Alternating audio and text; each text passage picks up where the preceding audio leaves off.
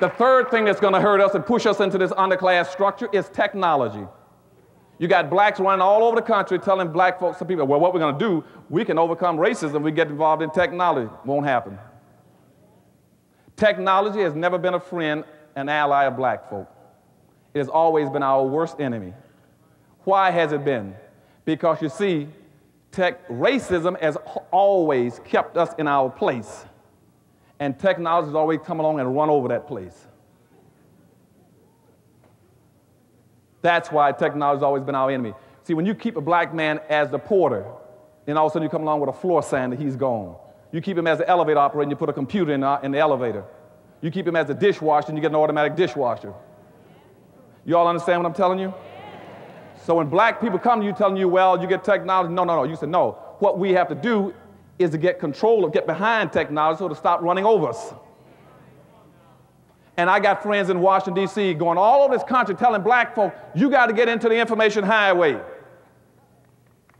And you can overcome racism. Whites were not that dumb. You cannot get on the information highway and overcome racism.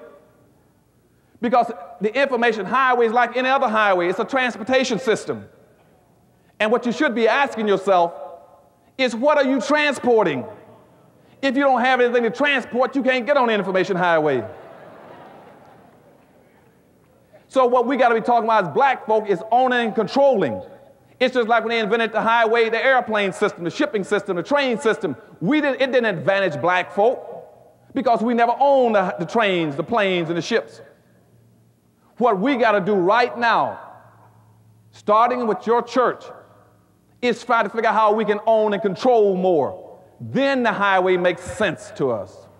Okay? Now, and that's why right now in Washington, D.C., the Office of Technology's last report says that the people going to be hurt most by technology are going to be black folk. And a fellow named Jeremy Rickman has a book out called The End of Work. And he is the director of the National Economic Trends for Washington, D.C. and nationally.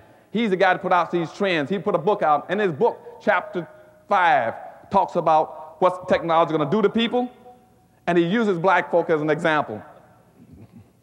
And I went and sat down and talked with him. And what he says to Dr. Anderson, he said, my publishers tried to make me take that chapter out of the book. He said, I fought to keep it in. He said, because technology is going to kill black folk. And read that book, and that's what it's talking about. He says, because black folk don't have any control of technology. You don't own anything. And that's why we're getting ready to lose all our radio stations in this country. We're going to lose all of our television stations in this country. Because what's happening now, they've lifted the allocation cap, and now it's called social Darwinism, economic Darwinism. Whoever got the most money now can buy anything they want in technology. And so the few black stations we got in the United States now up for grabs. And as a matter of fact, even the cable system is going to be up for grabs because we don't have the money and resources. We can't compete with the whites now who want to buy all the systems. And once that happens, you can't get your information in. Now, that would not happen to organizations, to groups like the Hispanics.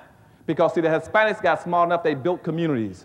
Then they took their language and they built a fence around their communities. They use their culture to protect their communities. Where is your culture in Los Angeles for black folk? Where is your fence?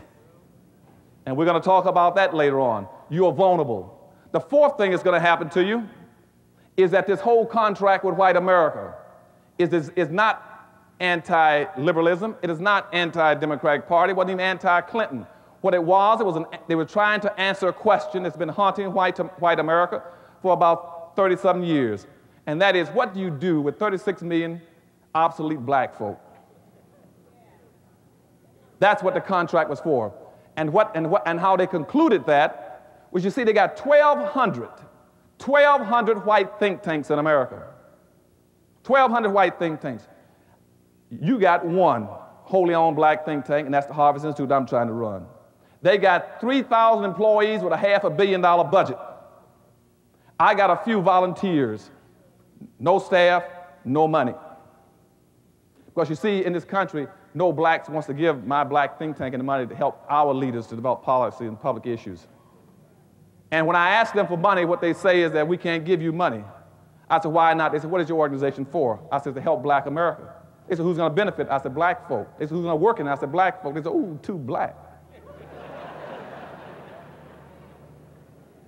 And the first thing that comes to my mind is, how can you be too black? What is too black? 10, 20, 30? What's too black? Nobody ever says something is too Jewish, too Indian, too Asian. And I'm telling you, people are telling me this too blackness comes from our black entertainers, our black athletes that's making $100 million.